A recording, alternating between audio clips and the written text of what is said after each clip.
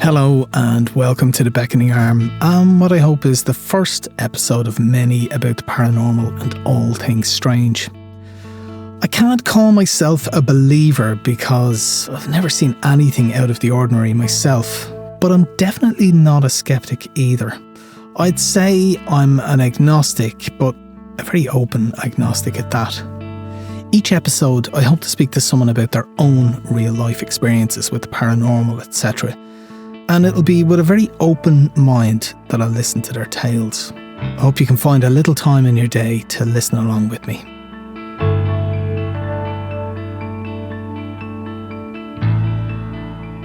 Episode 1. The Scullery Maid. My dad is 88.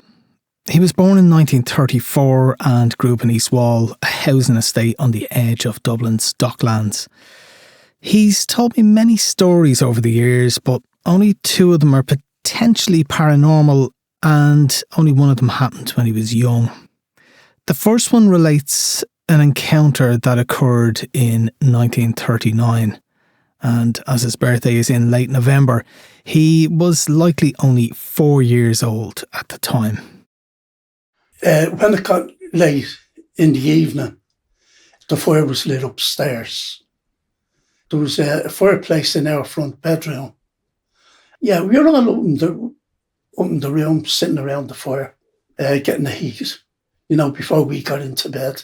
Yeah. My dad was at the fire and he gave me a mug and he asked me to go down and get him some water. I went down. I remember myself taking one step at a time. And was it darkness downstairs? Yeah, there was darkness downstairs. I had to put on the light. The light is in the hall. So when I got down to the end of the stairs, the little hallway there, the switch was on the right-hand side.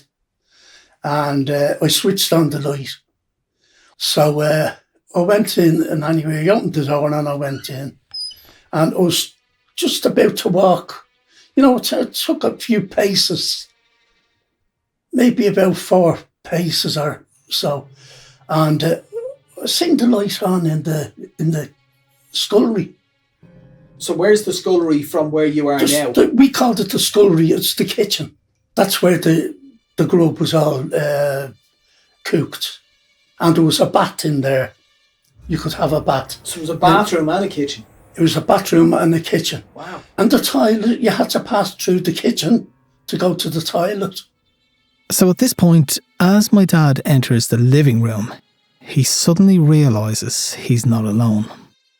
I said the light was on and the woman was bent over the bath and she was washing clothes on a scrubber. Did you hear her before you saw her? No. I didn't know anything until I took the 4 or 5 paces, Towards the scullery? Towards the scullery, yeah. And I got a surprise, kind of. And I stopped suddenly. And I knew she was strange. I'd never seen her before. Now, was there a doorway into the scullery? Yeah. So what could you see of her if she was in the scullery? The door opened into the scullery. So she was at the scullery and the door had been open a bit. So it covered a bit of her. And what did she look like? I was able to, I'd never seen her face, but I could see the back of her head. And she was a kind of stoutish woman, and she had grey hair, not white, grey hair, greyish hair, and she had a bun at the back of her head, and she had a long black dress down to her ankles, and then she had a white bib over that, a big white bib, which went down to her ankles as well, and nearly around to her back, and it was tied at the back, and she was bending over the bath, and there must have been a scrubbing board in the bath because she was going up and down, like as if she was scrubbing clothes. And could you hear water? Could you hear? No, just scrubbing. Or just the movements. That's all. But you could hear it. Which? You could hear the scrubbing. No, couldn't hear the scrubbing. Couldn't hear anything? No. There was no sound? No sound whatsoever. No. And was that unusual? I mean, did you expect to hear sound? Well, no, You usually would, you know, the water splashing stuff. And the clothes scrubbing against the rack. Because my mother used to wash her clothes in the bath. So, and this woman did she pay any mind? Did she look at you? Not a movement towards me. Did you turn on the light of the living room when you went in? You must have. I did. Yeah. Oh, yeah. And she didn't turn I had around? to because it was dark. Yeah. Yeah. She never... She just kept washing the clothes. Yeah. And just to be clear... She didn't even turn her head, like with the sound of me opening the door and coming in. You know the way you would. She just kept washing the clothes. And just to be clear, nobody in your family, immediate family, would have looked like this. Your mother didn't look like this. Never seen anyone like her in my life. She was a stranger to you. Yeah. Yeah. Even the clothes that she was wearing, my mother never wore clothes like that, you know. Now, was your front door locked in the evenings once everybody went upstairs? Oh, yeah. There was a bolt put on the door, yeah. On your front door? Yeah. So nobody could wander in off the street and just start using your bath? No. The bolts on the back door and the bolts on the front door was always locked. You know. And what did you do at this point then? So you see this, you obviously didn't go over to her, so... You're right. It was away from her I wanted to get. You know, because I didn't know the woman. Were you frightened though? Did you think I was a bit frightened, all right, because I didn't know. I knew she was a stranger. But that's all that was on your mind. She was a stranger. Yeah, and I didn't know who she was. And what's she doing in my house, you know, washing clothes? And I was kind of shy, you know, so I wasn't going to go any further, you know, so I turned around, went back, left the light on, and I went back up the stairs and told me that. He says, "Where's the water?" And I said, "There's a woman down there washing clothes in the bath." He says, "A woman washing clothes?" He said, "Yeah, give me that," he says, you know. Anyway, he took the mug at me and he ran down the stairs. The light was still on now and I don't know whether the light was on in the scullery when he went down or not. But was it on when you were there? No. Oh, yeah, it was. It was on, yeah. So the woman had the But I didn't light put it on. No. So before I went into that room, I don't know whether the light was on in the scullery. Or off, yeah. Or off, you know, and the dining room dark. But anyway, he ran down the stairs and he came back with the water. And there was no more about it. Did he say anything to you? Wait, no, I'll have to think now. Did he say, like, there's no one down there? Did he say, or did he just pay it no mind? I think he asked me what was she like? You know, what was the woman like? I think I was able to explain the way she looked, you know. But there wasn't a whole lot said about it, you know. I think he thought that I was raving or something, you know. you know, because I was only 5 years of age. Yeah. You know, probably thought he's having a, you know, one of them raving matters or whatever. Now, my dad mentions being 5 here, but as I pointed out to him, he was likely only 4 at the time this incident occurred. He doesn't remember exactly what time of year it was, only that the nights were long. But that could mean it was early or late in the year, we're not certain. I then went on to ask him some practical questions about potential access to the house by intruders. Yeah. Could you have got in at the back of the house? Got into our house? Yeah. Through the back? No, there was only one door in the kitchen, out to the backyard. But would that have been locked at night? Oh, definitely. That was locked as well? There was 2 bolts on it. There was one up and one down. And they were... And even if that door was unlocked, can you access your house from the back? Is there a back lane at the back of the house? Yeah, but there's gardens, all gardens. And there's houses at the back of us, the backyards meet. But there's no... there's no lane? There's no laneway or anything like that, yeah. So you'd literally have to be climbing over someone's wall into your back garden. Yeah. To get in. Yeah. And it doesn't sound like a woman of that age would be doing that. No. I mean, did she look like... Nobody had fences up or anything in the backyards then, I have to say. Yeah.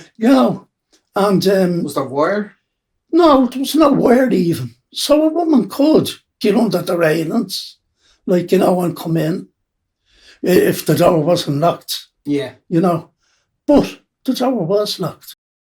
It's a tricky one to explain, and we have to bear in mind that this memory is over 80 years old, so perhaps some detail has been lost to time. But I ask him if he can remember what he made of it back in the day. I knew that it was something that unusual. Yeah. Because I didn't know the woman, and I seen her. The bath must have been full of water. I seen her washing the clothes.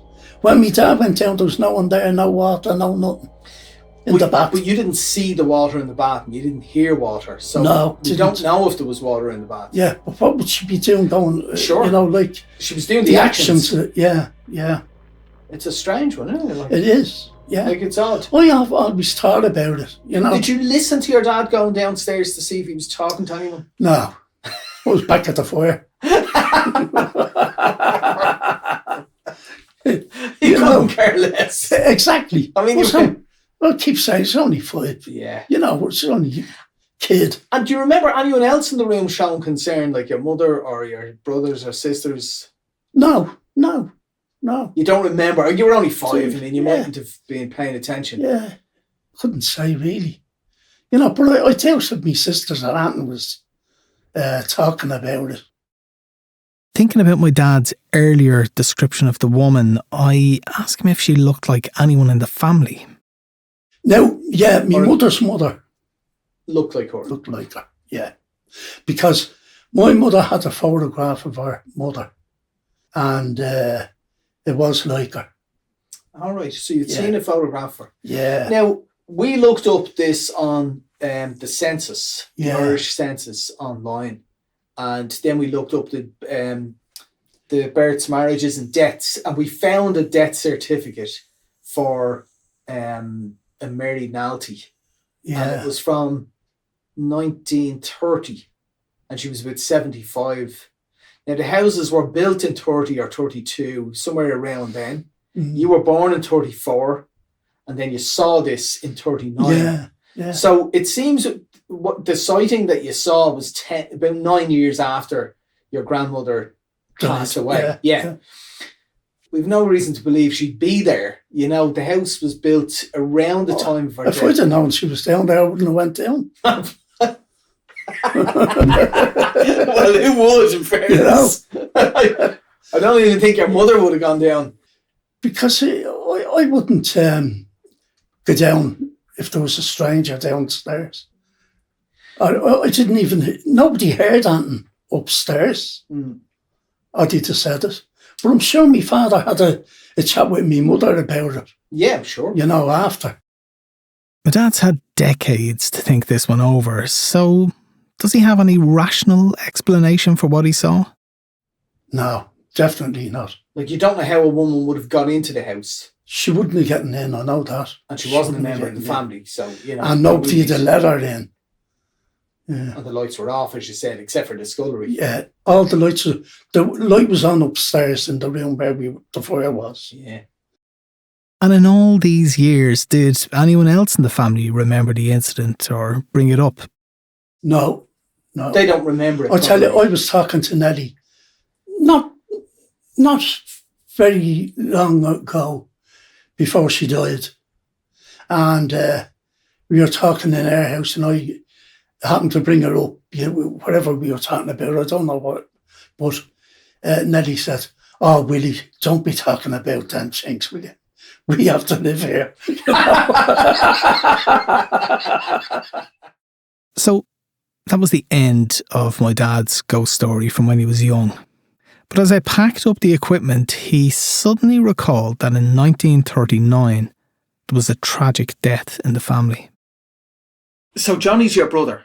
Yeah, he died in March 1939. So it would have been dark the dark nights. And can you remember if it was the start of the year or the end of the year when you saw the woman in the house? Oh, gee, I didn't know. Anton then, Now, Johnny was 15 when he died, wasn't That's he? right, And he yeah. died of meningitis, was it? Meningitis, yeah. Meningitis.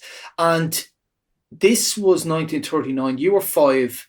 And so that made Johnny 10 years older than you. Yeah. Right? Yeah. That's interesting. The only reason I say that now is because, that old Irish, myth that the banshee sometimes would come to collect her own or whatever no, with certain families. No, it was nothing like that. No. Yeah. No.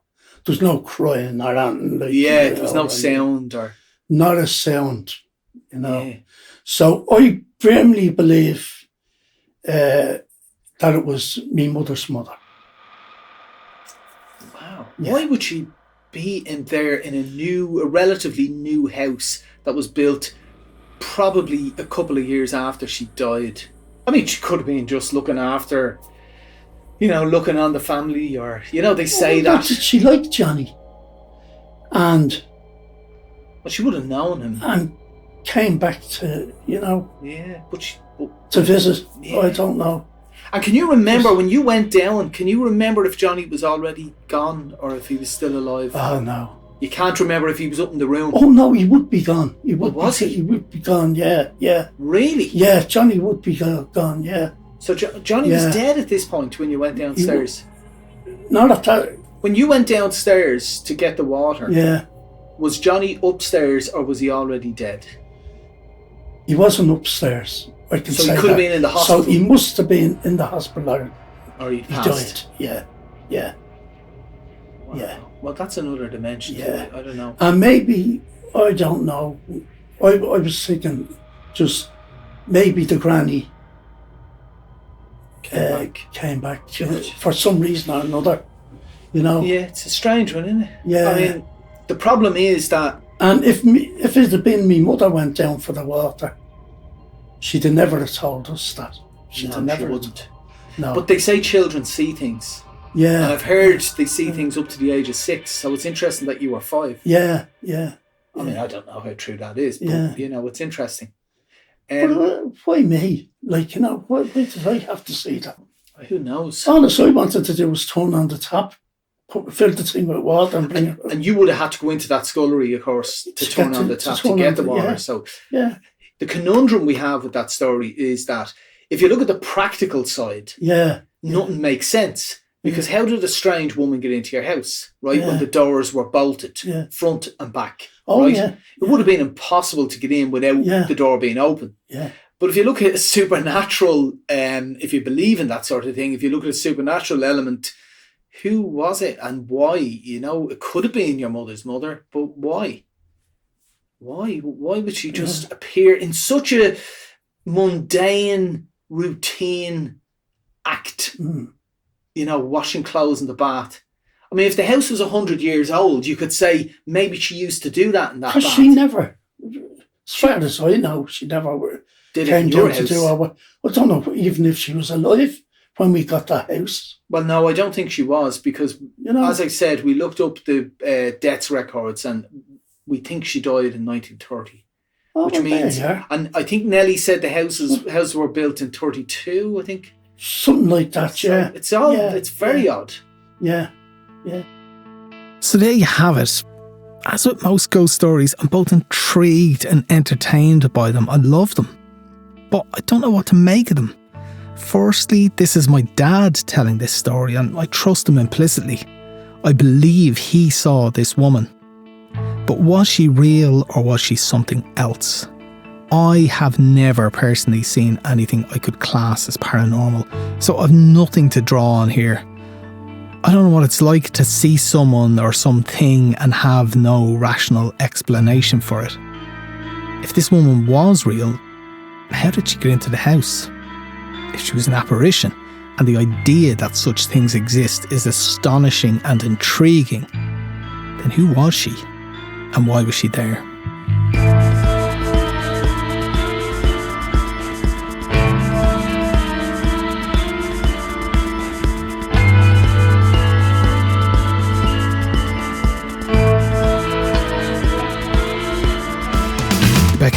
was written, produced and edited by me, Paul Fegan, at Bit16. The sound design was also by me and the music was by purpleplanet.com.